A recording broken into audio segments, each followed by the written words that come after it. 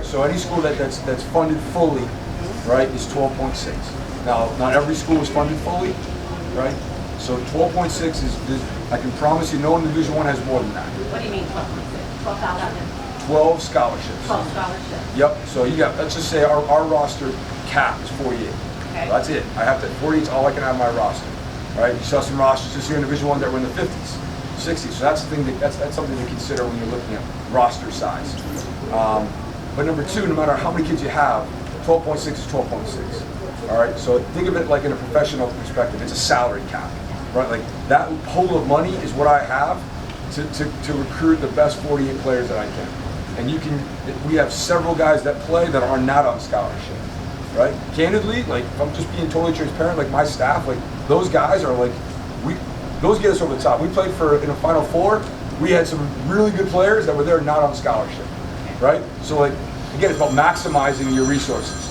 So again, that may be a factor. You know, maybe you look at a guy and say, geez, he's good, he's not a great coach, it's not a financial situation. Okay, well maybe that's maybe just being candid. Like that's a consideration that we'll look at. I think that's important to be upfront with. But 12 points is that you'll also find some schools where like academic money can be stacked with merit money. So you can kind of partner those two. If your son's a 2-4, like he's got to be upfront about that. You know, because again, don't wait to get on campus and say, oh, by the way, my son's got 2.4 GPA, right?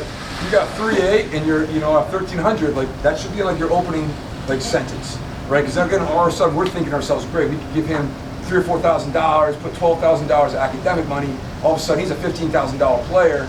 That's how our mind works, right? So you're trying to maximize it. Recently the NCAA has opened up the potential of financial aid and scholarship being able to be coupled, right? So you now have the threshold. Some schools where, a state school is going to have, like Ohio State's going to have a little bit less flexibility with the amount of financial aid, whereas a private liberal arts school is going to have a little more flexibility, right? So again, those are great questions. I think the uncomfortable piece of like, when do we say, coach, how much money you're going to get? That's not a lead question. Right? I'm not super like, like I just think that's me. But for me, it's like, I think when you get in there, taking coach aside or if money is a driving factor. Again, going back to buying a house. Like if we're buying a house and like we have a set budget, and do not show me a house more than that. Right. We're like, we got some flexibility. Yeah. That's okay. But like if you're going to a visit and you can only afford 3 visits, and you're going to a place and you haven't had that conversation, there's no way we can afford that school if we don't get 50%.